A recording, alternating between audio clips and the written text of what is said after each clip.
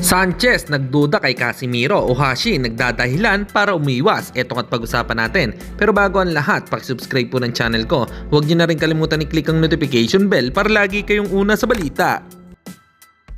Pag-usapan nga po natin mga kaboxing, napag-alaman natin na ayon mismo sa humahawak kay Japanese Monster Naoya Inoue na si Hideyuki Ohashi na wala na daw ang magaganap pang Casimiro versus Inoue. Kahit pa daw impresibo ang naging panalo niya kay Sanchez, tila big deal talaga sa mga Hapon kapag hindi mo nakuha ang tamang timbang ay X ka na sa kanila. Dahil yun lang po ang naging dahilan ni Ohashi at sinabi pa niya na 100% na wala na sa kanilang listahan si Janril Casimiro sa makakalaban ni Naoya Inoue. Nako, parang napaghahalata talaga. Baka ayaw lang nilang madungisan ang magandang record ng Hapon.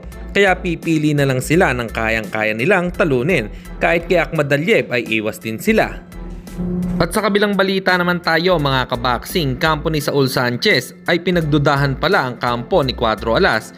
Dahil sa live kasi noon ni Cuadro Alas, It's My Boy, habang pinapahiran si Casimiro sa locker room, ay nanonood pala dito ang kampo ni Saul Sanchez. Nagduda sa pinapahid sa katawan ni Alas.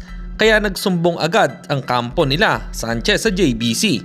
Kaya napasugod agad dito kay Casimiro at pinatanggal ang pinahid dito. Akala nila ay isang mentol ang pinahid upang mahilo si Sanchez. Pero sinabi nila na isang efficacent oil lang ang nilagay upang makarecover ito dahil halos wala itong pagkain dahil sa rehydration at makuha ang 128 pounds limit na binigay ng kondisyon ng kampo ni Sanchez. Para sa inyo mga kaboxing, ano po ang opinion nyo rito? Comment lang kayo sa ibaba.